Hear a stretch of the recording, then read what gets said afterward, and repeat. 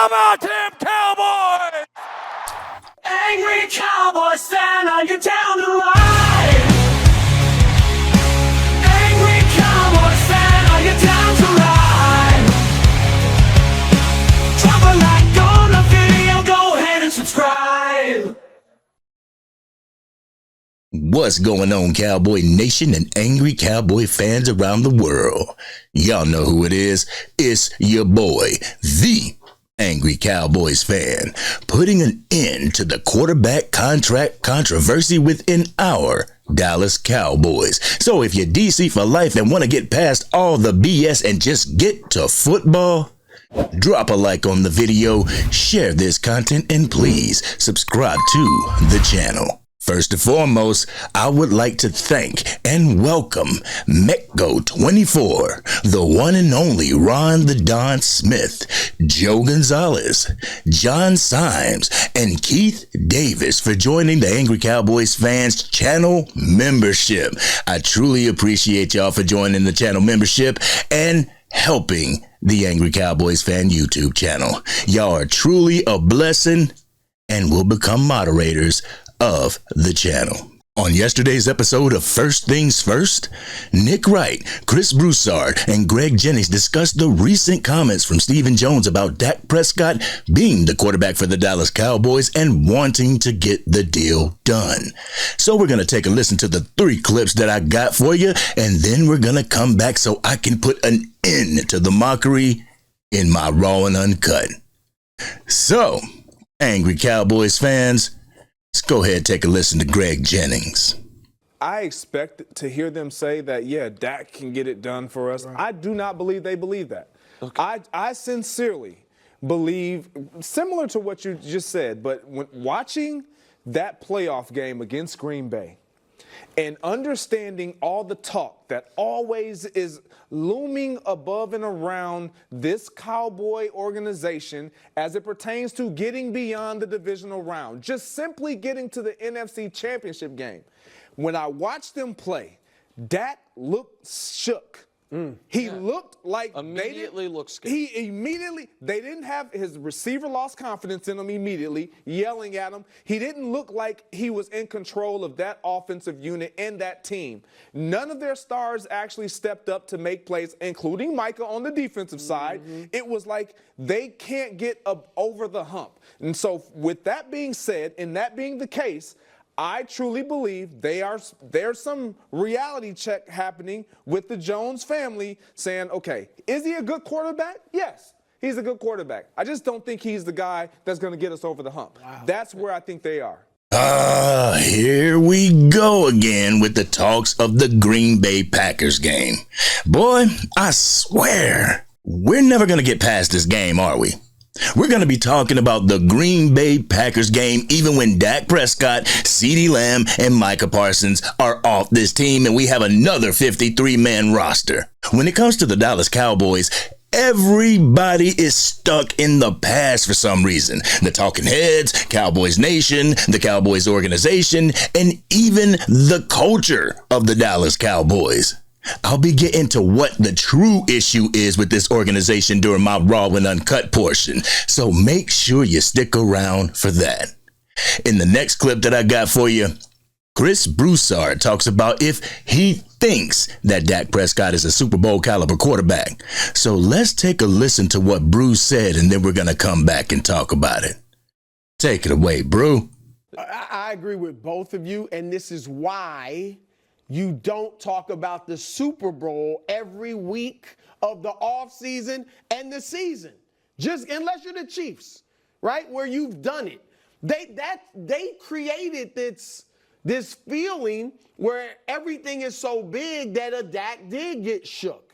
And probably a lot of other players on that defense got shook as well. Now, I agree with your theory, Nick. I think I believe more in Dak, and I'm not like the hugest Dak fan.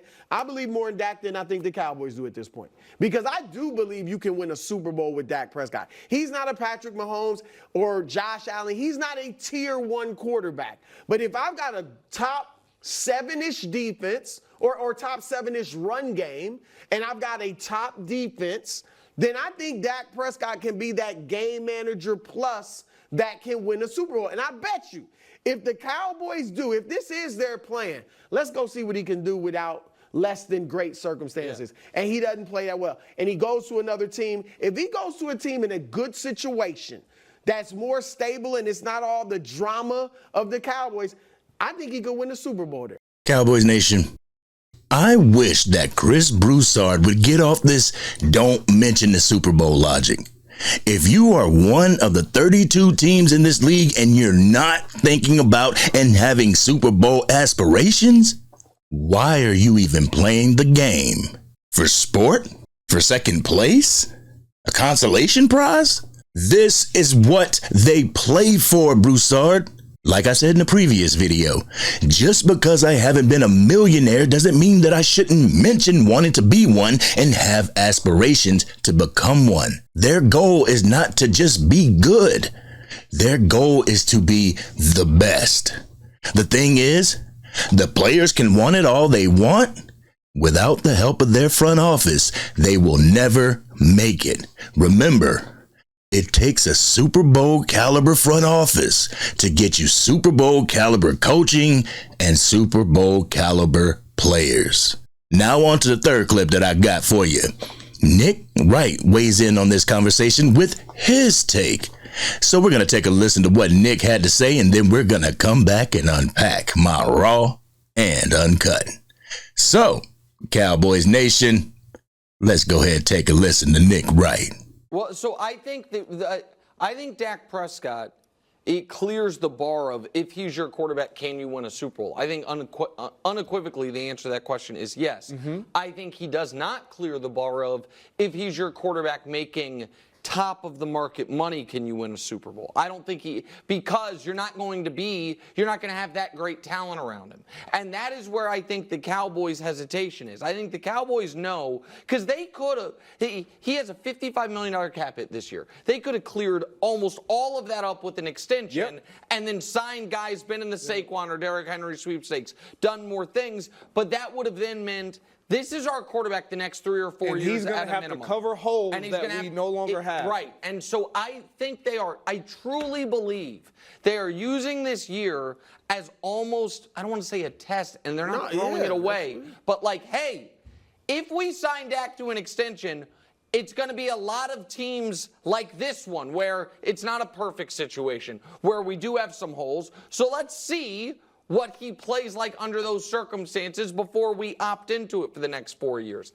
I think that's what's going on. And I think more people would acknowledge that if they were less convinced. That everybody's so convinced Jerry Jones thinks, oh boy, I don't know how much longer I'm going to own this team. I think Jerry Jones thinks I'm going to live forever. I think Jerry Jones thinks I'm going to own this team for the next 15 years, and that's why he's operating the way he is. Where is this top of the market money talk coming from?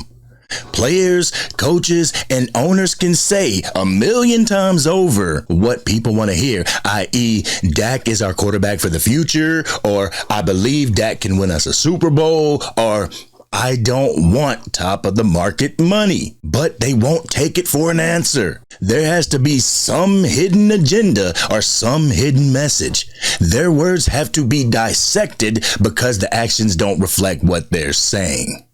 Even though there may be a number of reasons why the actions we want hasn't been done yet, i.e., Jerry and Stephen Jones sitting on their hands as usual. Y'all ready for my Raw and Uncut? Y'all ready? Let's get it. At the beginning of the video, I told y'all that I was going to put this whole debate to rest. The debate from the 4- and 3-letter networks, the debate that I and a number of Cowboys content creators have in our comment section. Should the Cowboys re-sign Dak Prescott, and can Dak Prescott get us a Super Bowl? I will tell you the main thing that I feel is barring the Dallas Cowboys from a Super Bowl, and that's the mental toughness of this team, the coaching staff, as well as the organization. It's not just up to one player. One player cannot do it alone.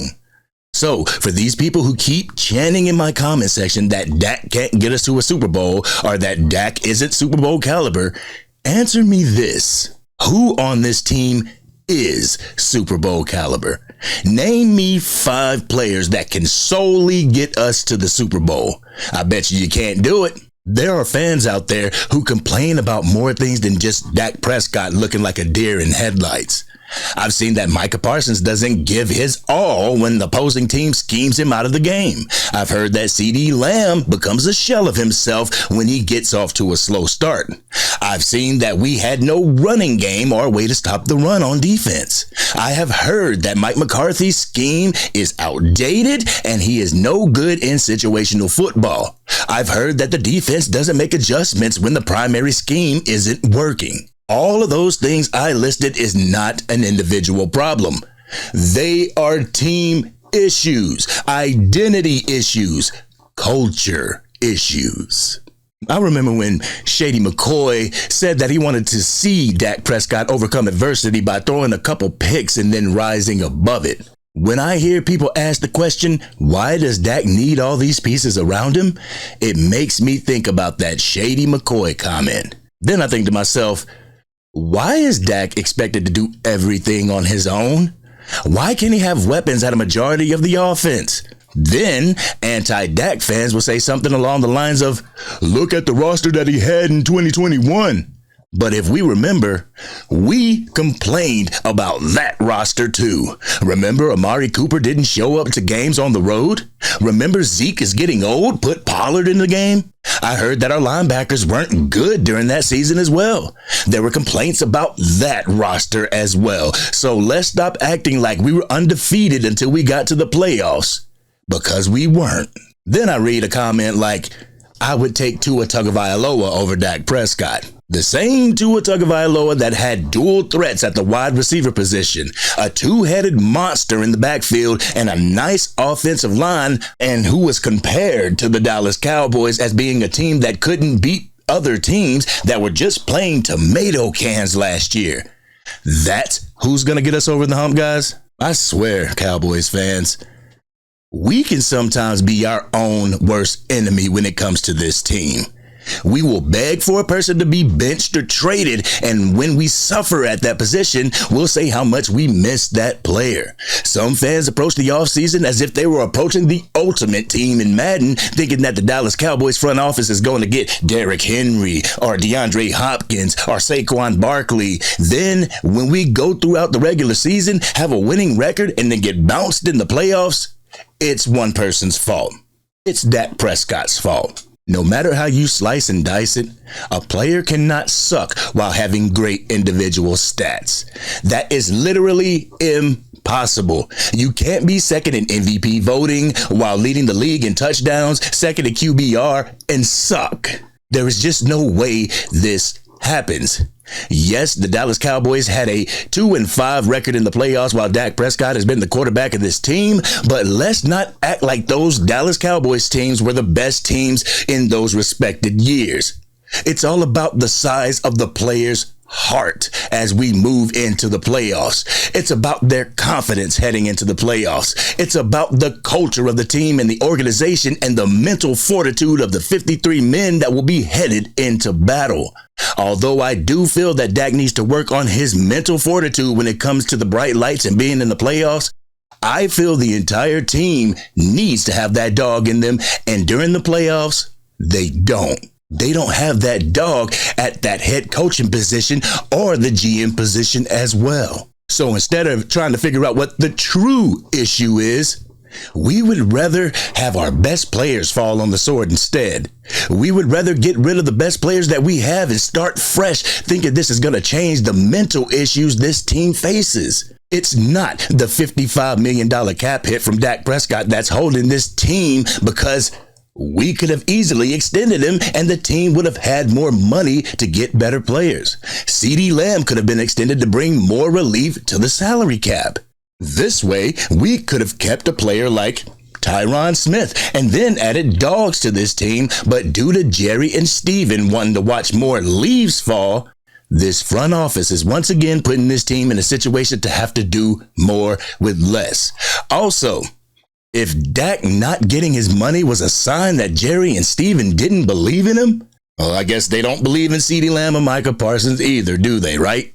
I mean, am I right? Do I personally feel that Dak can get this team to a Super Bowl? Not without the front office.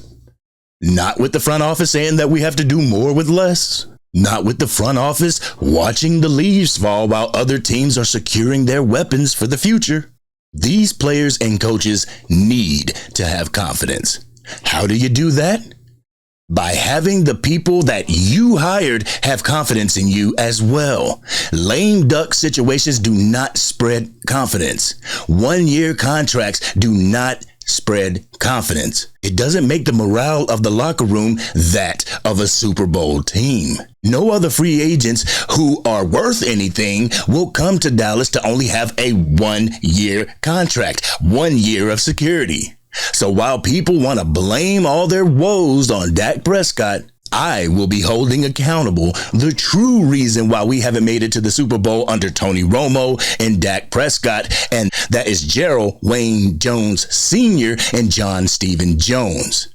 You can place the blame on the quarterback all you want, but until change happens in that front office, Cowboys Nation is going to suffer the same fate year after year.